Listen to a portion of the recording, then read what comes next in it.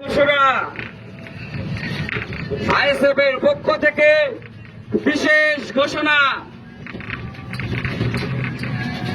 যে সমস্ত আইএসএফ এর বন্ধুদের 2021 সালে ঘর বাড়ি ভাঙচুর করা হয়েছিল, লুটপাট করা হয়েছিল, তাদেরকে মোটা অঙ্কের টাকা জরিমানা করা হয়েছিল, সেই সমস্ত আইএসএফ এর বন্ধুদের কাছে আমার বিনীত অনুরোধ, আপনারা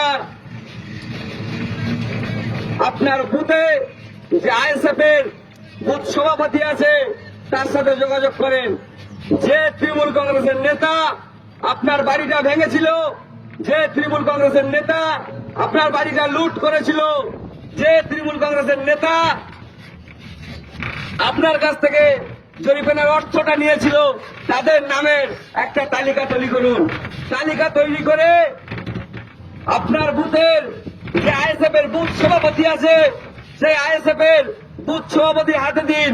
আমরা গণতন্ত্র প্রক্রিয়ায় আইনে লড়াই লড়ে সেই নেতার কাছ থেকে টাকাটা কিভাবে আদায় করতে হয় আমরা করে নেব, আর তার সঙ্গে সঙ্গে সেই নেতাকে কিভাবে জেল খাটাতে হয় আমরা খাটিয়ে দেব। যত বড় নেতা হোক তৃণমূলের, আর ছাড় পাবে না, জেল তাদের খাটতে হবে।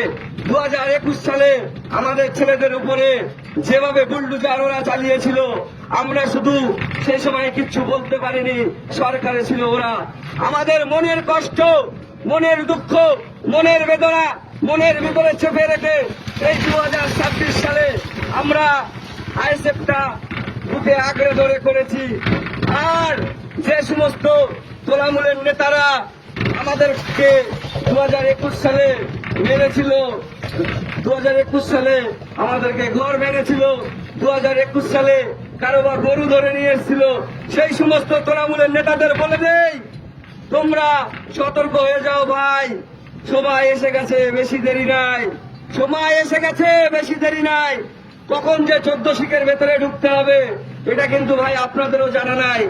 ঠিক আছে, আমরা চেষ্টা করব আইএসএফ এর পক্ষ থেকে আপনাদেরকে 14 শিখের ভেতরে রাখার, কারণ আপনারা হচ্ছেন এই দেশের একটা করোনা ভাইরাস। আপনারা থাকলে সাধারণ মানুষ, সাধারণ জনগণ জীবনে ভালো হয়ে থাকতে পারবে না। এখানে